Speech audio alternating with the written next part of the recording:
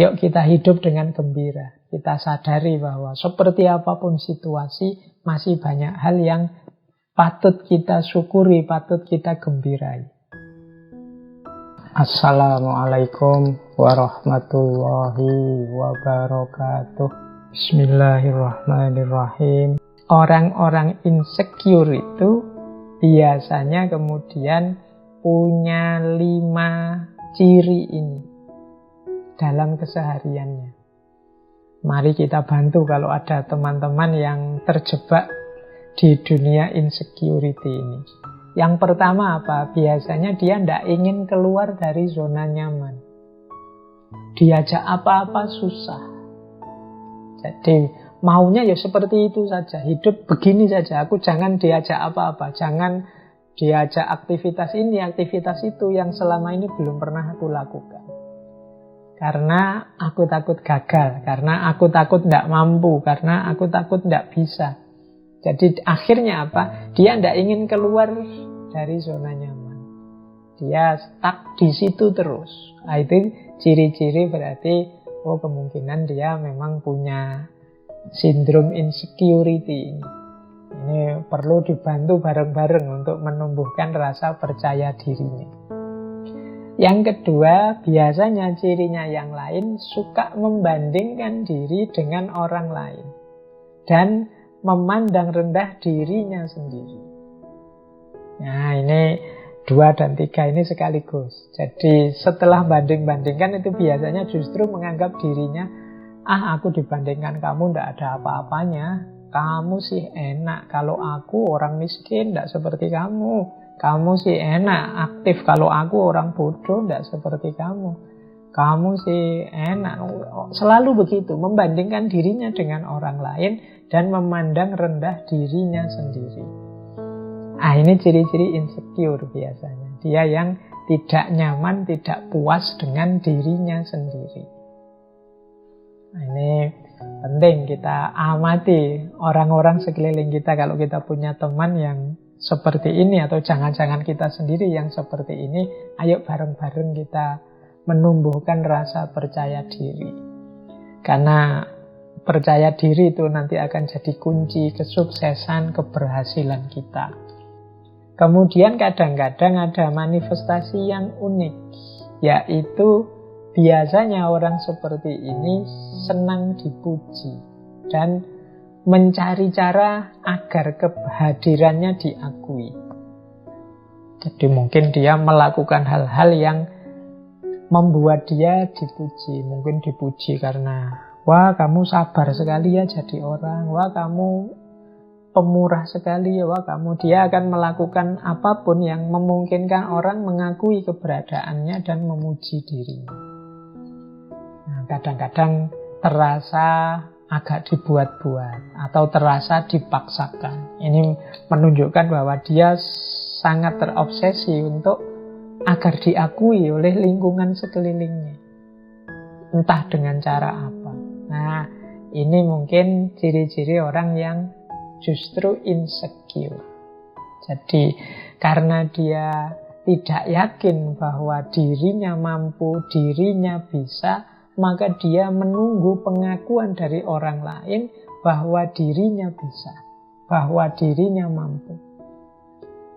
Kadang-kadang pengakuan itu unik, dicari secara negasi. Dicari secara negasi itu misalnya saya dan teman saya punya cara hidup yang berbeda.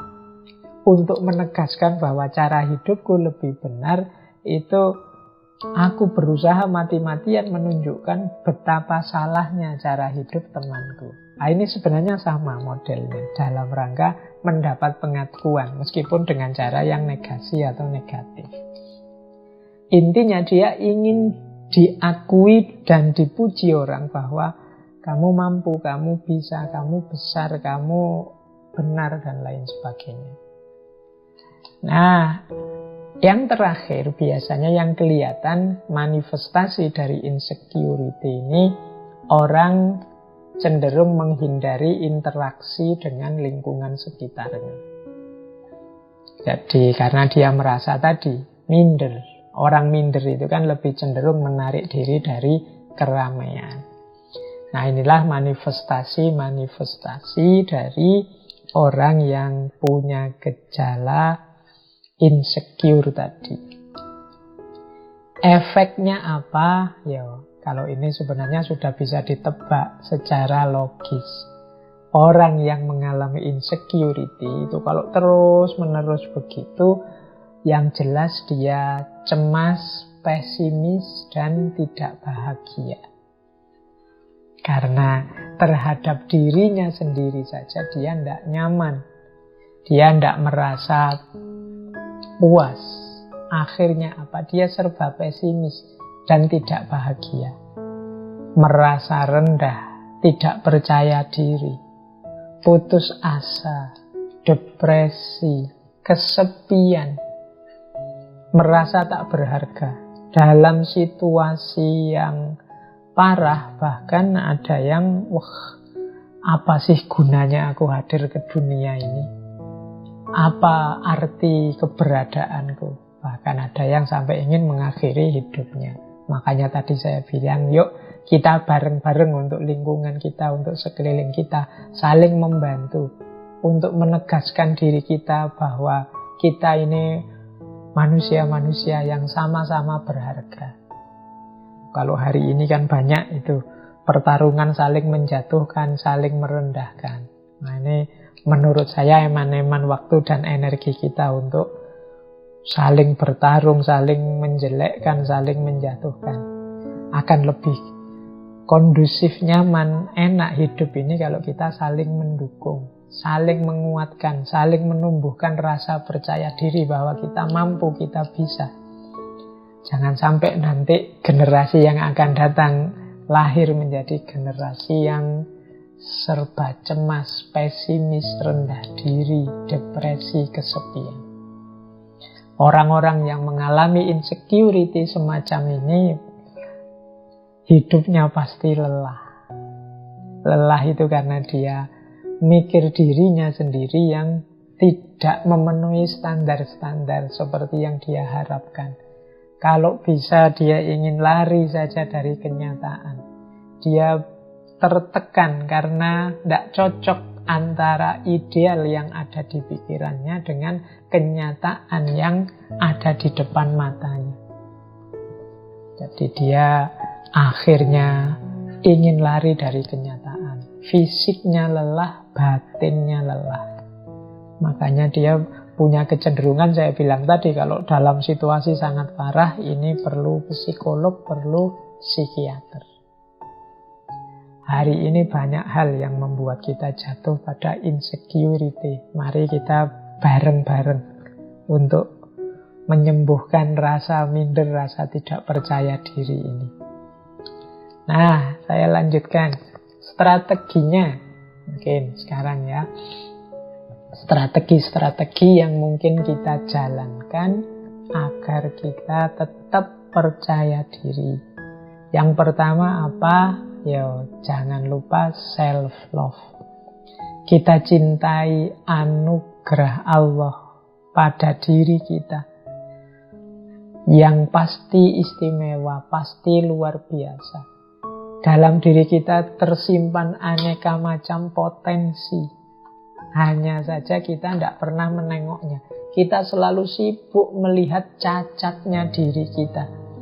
Kita selalu sibuk melihat kurangnya diri kita. Kita bahkan tidak hanya diri kita itu senangnya melihat yang kurang dan yang jelek, yang cacat, baik dalam diri kita, diri orang lain, lingkungan kita. Akhirnya kita hidupnya jadi murung, hidupnya jadi tidak ceria.